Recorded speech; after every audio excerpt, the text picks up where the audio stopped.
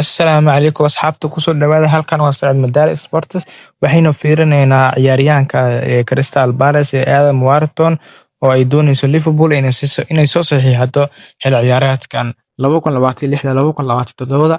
Liverpool ayaa dardargelinaysa qorshaheeda ku doonaysa inay kusoo iibsato Adam Wharton oo ka tirsan Crystal Palace, inkastoo ay jiraan walaacyo la xiriira heerkiisa difaaca sida warbixinta ugu dambeysay sheegtay.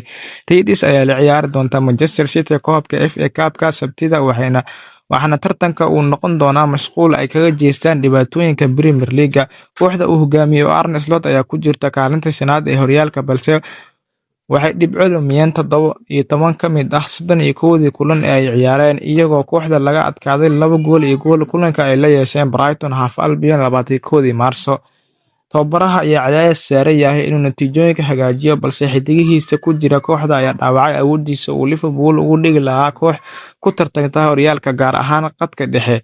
Football Insider ayaa sheegtay in kooxda Liverpool ay qorsheynayso inay dardar geliyaan dadaalada ay ku doonayaan saxiixa xidiga Palace ee Wharton, iyagoo dhinaca iska dhigi doona walaaca ku saabsan awoodiisa difaaca si ay u helaan qiimeynta Adam Wharton. Liverpool ma saxiixan kartaa? Wharton wuxuu ku fiican yahay marka kubadda cagtiisa ku jirto, isagoo awood u leh inuu dhex maro khadadka dhexe ee kooxda kasoo horjeeda xitaa markuu cadaadis lagu hayo, taasoo ka dhigaysa mid ka mid ah baas-bixiyaasha ugu fiican horyaalka. Ciyaaryahanka Ingiriiska wuxuu celcelis ahaan sameeyay 30.5 baas oo sax ah 90 daqiiqo ee uu ciyaaray, halka Alex McAllister uu sameeyay 33.6%, balse kooxda uu hadda u ciyaaro ayaa leh celcelis ahaan kubad haysasho 46.2% oo kaliya.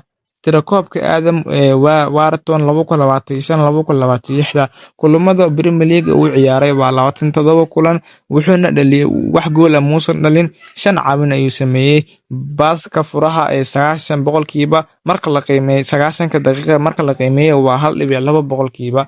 Tiradiisa ayaa si weyn u kordhi karta haddii uu ku biiro Anfield, balse ma aha ciyaaryahan aad u firfircoon jir ahaan. Waxaa dhibaato noqon karta marka ay kooxda aan kubadda haysan haddii aan la dabooli karin tabardarradiisa. Waxaa jirta dood in tayadiisa kubadda ay ku muhiimsan tahay daciifnimadiisa, sida faa'iidooyinka Trent Alexander-Arnold ugu badnaayeen walaacyada difaaciisa. Sababta Liverpool ay difaac ahaan u dhibaatoon karto xilli ciyaareedka dambe. Weeraryahanada Liverpool ee Alexander Isak, Florian Wirtz iyo sidoo kale Hugo Ekitike ayaa la filayaa inay ciyaaraan daqiiqadaha badan xilli ciyaareedka dambe, iyadoo sidoo kale la filayo in la keeno beddelka Mohamed Salah. Kooxda Reds ayaa sidoo kale la filayaa inay isticmaasho 2 daafac oo weerar badan sida Miles Kirkos iyo midkood Jeremy Frimpong ama Conor Bradley, taasoo cadaadis weyn saaraysa ciyaaryahanka la ciyaaraya Wharton ee khadka dhexe inuu si fiican u difaaco.